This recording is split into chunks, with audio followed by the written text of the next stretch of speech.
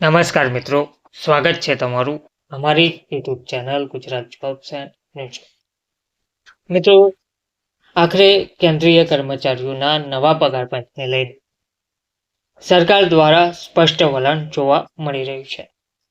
સંસદના શિયાળુ સત્રમાં સાંસદો દ્વારા કેન્દ્ર સરકારના કર્મચારીઓ અને સશસ્ત્ર દળો માટે 8મા કેન્દ્રીય વેતન પંચની રચના ક્યારે થશે એ સવાલ પૂછાઈ રહ્યો છે. 8મા વેતન પંચ અંગે જુદા જુદા પક્ષોના સાંસદો સવાલ પૂછી ચૂક્યા છે. સરકાર 8મા વેતન પંચની રચના ન થવાને કારણે કેન્દ્ર સરકારના કર્મચારીઓમાં વ્યાપેલા આક્રોશથી વાકેફ છે કે કેમ, અને જો વાકેફ છે તો આ મુદ્દે સરકારની શું પ્રતિક્રિયા છે?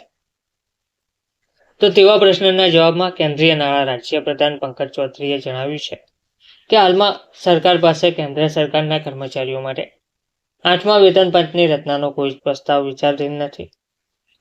સંસદ સત્ર દરમિયાન લોકસભા સાંસદ જયપ્રકાશ આનંદ ભદૌરિયા અને વૈથિલિંગમે 8મા વેતન પંચ અંગે સવાલ પૂછ્યા હતા.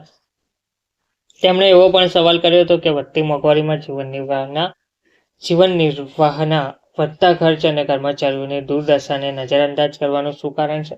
તો પંકજ ચૌધરીએ જવાબમાં કહ્યું હતું કે 7મું વેતન પંચ 28 ફેબ્રુઆરી 2014ના રોજ રચાયું હતું. હવે નવું પગાર પંચ ટૂંક સમયમાં તેની જરૂરિયાત પ્રમાણે રચવામાં આવશે. ધન્યવાદ.